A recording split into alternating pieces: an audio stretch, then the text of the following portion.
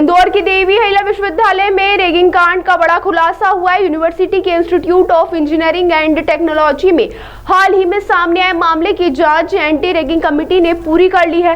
Report में चौंकाने वाला तथ्य सामने आया कि यह मामला केवल रैगिंग तक सीमित नहीं था, बल्कि सीनियर्स द्वारा संगठित तरीके से विरोध की तैयारी की जा रही थी। वहीं सीसीटीवी तोड़ने और डीवीआर चोरी का मामला सामने आया है।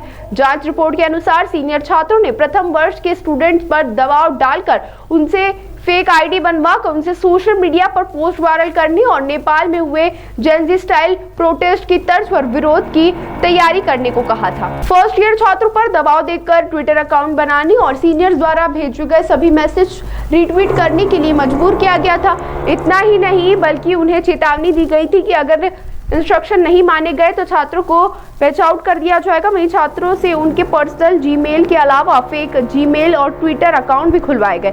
सीनियर छात्र अमन पटेल के कहने पर प्रथम वर्ष के स्टूडेंट विवेक शर्मा ने सभी छात्रों संबंधित व्हाट्सएप पे मैसेज डिलीट करवाया। रिपोर्ट में यह भी खुलासा हुआ है कि सीनियर इंट्रोडक्शन के नाम पर एक अलग व्हाट्सएप ग्रुप बनाया गया, जहां प्रथम वर्ष के छात्रों पर दबाव डाला जा रहा था। इस पूरे प्रकरण में अमन पटेल के साथ आदर्श मकवाना, आदित्य शर्मा, सुनील अहिरवार, नमन पांडे, धवल चौधरी समेत कई सीनियर छात्रों की भूमिका सामने आई है। कमेटी के जांच के मुताबिक इस पूरे प्लान की शुरुआत शिवसागर रेस्टोरेंट में मीटिंग के जरिए हुई थी।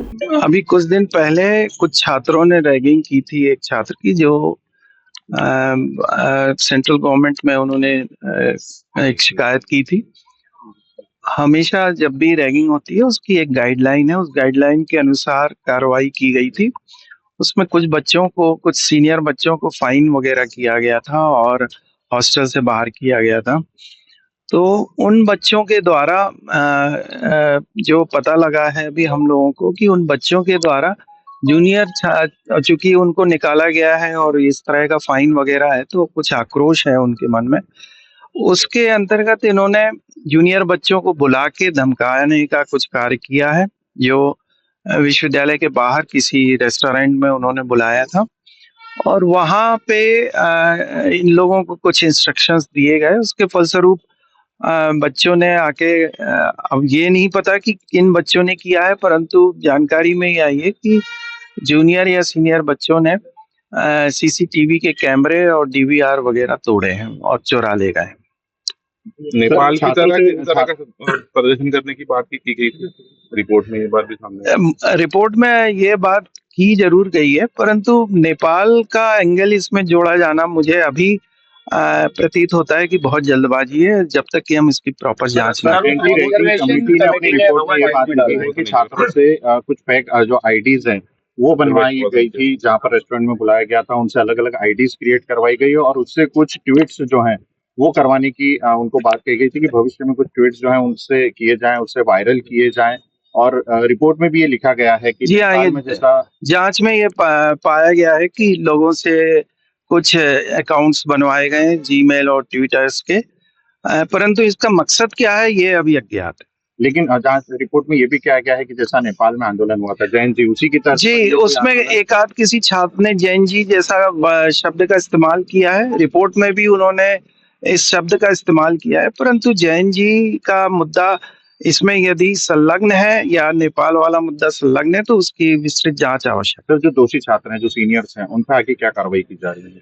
अब उसकी कमेटी, एक हम लोगों ने आज प्रोक्टोरियल बोर्ड की मीटिंग होने वाली है, उसमें जो रिकमेंडेशन होगा वो जाहिर हो जाएगा। पुलिस को भी पुलिस में एफआईआर की जा चुकी है। पुलिस एकदम से एफआईआर करती नहीं है, पहला एक आवेदन किया जा चुका है जिसमें ये आग्रह किया है कि चोरी जो हुए हैं हमारे यहाँ के कैमरे वो, और इस तरह की यदि कोई घटना घट रही है तो उस पर जांच की जाए। अमन पटेल कौन है? अनुज पटेल कौन है? ये छात्र हैं, सीनियर छात्र हैं। ये उसी आईटी में, आईटी के किस ईयर के हैं? ये मेरे ख्याल से थर्ड ईयर के छात्र। सर किसी संगठन से जुड़े हुए हैं? सर संगठन से जुड़ेगा कुछ ज्ञात नहीं है। सर ये लगभग कितने छात्र जो थे, जो जूनियर्स थे, जो बाहर रेस्टोरेंट तक गए थे और ऐसी कुछ संख्या भी मुझे ऐसे 30-40 तो संख्या ऐसे अंदाजे से पता है, पर एग्जैक्ट संख्या नहीं पता। कितने सीनियर छात्र थे उनकी संख्या? उसमें भी यही 4-5 छात्र जो आप नाम ले रहे हैं, इन्हीं छात्रों का ज्यादा मुख्यतः थे। एफआईआर भी नहीं हुई क्या? जी हाँ सर, क्या कुछ ये बात सामने है कि नामजद अभी एफआईआर नहीं है, पर वो एक इस गतिविधियों की रिलेटेड जो एफआईआर उस समय रैगिंग के एंटी रैगिंग के समय हुई थी, वो हम लोगों को एफआईआर कराना जरूरी है, पर वो पुलिस में रिपोर्ट ही हुई है, उसकी एफआईआर उन्होंने अभी तक दर्ज सर क्या ये छात्र जो है सीनियर पहले कोई सजा के मिलने के बाद कोई ऐसा कुछ भड़काना चाहते थे विश्वविद्यालय के खिलाफ छात्रों को? प्रतीत तो यही हो रहा है मुझे, क्योंकि हम लोगों ने एंटी रैगिंग कमेटी के माध्यम से जो शुरू में इन लोगों को कुछ को फाइनेंशियल वो दिया है, कुछ को बाहर किया है हॉस्टल से, तो वो आक्रोश मैंने अभी जिक्र भी किया कि वो आक्रोश जो है वो जरूर उसमें है।